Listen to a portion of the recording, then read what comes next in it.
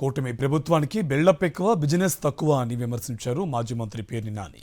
సంపద సృష్టిస్తామని ఎన్నికల ముందు ప్రగల్భాలు పలికిన చంద్రబాబు అధికారంలోకి వచ్చాక అప్పులు కుప్పలు తెప్పలుగా చేస్తున్నారని ఆయన ధ్వజమెత్తారు.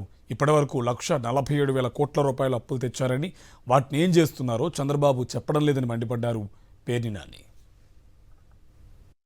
జగన్మోహన్ రెడ్డి గారు అప్పు చేసినటువంటి ప్రతి రూపాయి ఎక్కడికి వెళ్ళిందో లెక్క ఉంది, లెక్క చెప్తున్నాం.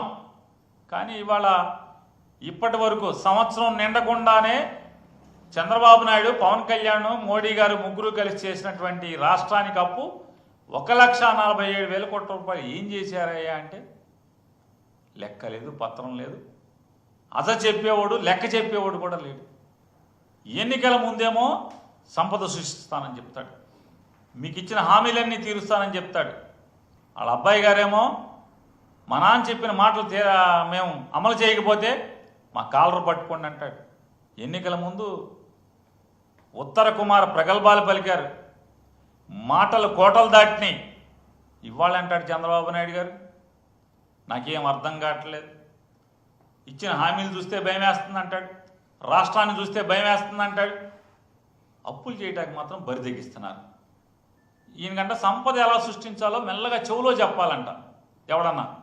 ఎవరికన్నా ఆలోచన తడితే సంపద ఎలా సృష్టించాలో చెవులో చెప్పాలంట. మరి ఎన్నికల ముందు చెప్పాల్సింది కదా ఈ మాట. చెవులో ఏం చెప్పాలో చెప్పేవాళ్ళు కదా, ఏం పెట్టి తిప్పాలో చెవులో పెట్టి తిప్పేవాళ్ళు. ఆ రోజేమో ప్రగల్భాలు పలకటం, డబ్బాలు కొట్టుకోవటం, హరికథ చెప్పేవాడు ఒకడైతే చిడతలు వాయించేవాడు ఒకళ్ళలాగా.